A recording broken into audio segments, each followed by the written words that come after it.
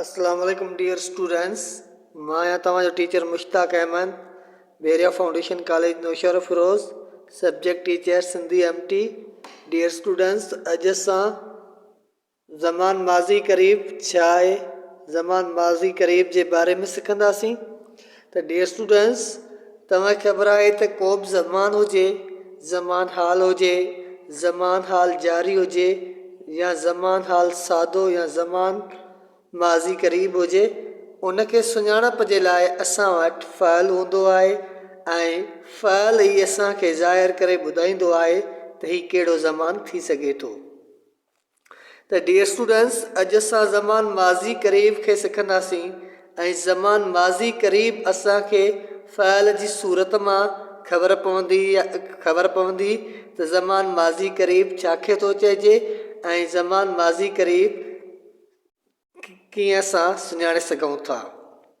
त dear students, फ़इल जी अहिड़ी सूरत जेका ज़ाहिर करे त को कमु कुझु वक़्तु पहिरियां ई कयो वियो ऐं मौजूदा वक़्त में मुकमल कयो वियो हुजे, जंहिंजा असरात मौजूदु हुजनि, उनखे ज़मान माज़ी क़रीब चइबो आहे। मिसाल, मूं ख़त लिखियो आहे, उन्हनि मानी खाधी आहे, उन्हनि रांदि खटी आहे।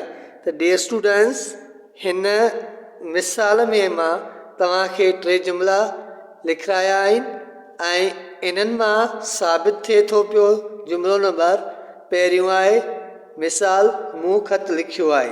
हाणे मूं ख़त लिखियो आहे, इन जो मक़सदु इहो आहे त माना लिखण जो जेको कमु हुयो, मूं कुझु देरि पहिरियों याने गुज़िरियल वक़्त में शुरू कयो ऐं उनखे मौजूदा वक़्त में लिखी कंप्लीट कयो आहे ऐं जंहिंजा असरात मौजूदु हुजनि तव्हांजे साम्हूं, माना हाणे को कमु ख़तमु थियो हुजे, अहिड़े ज़मान खे असां ज़मान माज़ी क़रीब चवंदा आहियूं। माना उहो कमु ख़तमु थी चुको हुजे, जंहिंजा असरात मौजूदु हुजनि, अहिड़े ज़मान खे असां ज़मान माज़ी क़रीब चवंदा आहियूं।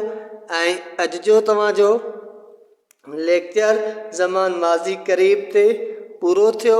उनखां पोइ डियर स्टूडेंट्स, मां तव्हांखे मिसाल में 3 जुमिला लिखाया आहिनि ऐं इन ई ज़मान माज़ी क़रीब ते तव्हांखे होमवर्क इहो आहे, तव्हां कंहिं बि 5 जुमिला ज़मान माज़ी क़रीब जा लिखी ॿुधाईंदव, पर जुमिला उहे हूंदा जेके मिसाल, मूं ख़त लिखियो आहे, उन्हनि मानी खाधी आहे, उन्हनि रांदि खटी आहे, इन्हनि 3 जुमिलनि खां छॾे करे तव्हांजा पंहिंजा जुमिला हूंदा जंहिं मां साबित थिए त माना हीउ ज़मान माज़ी क़रीब आहे।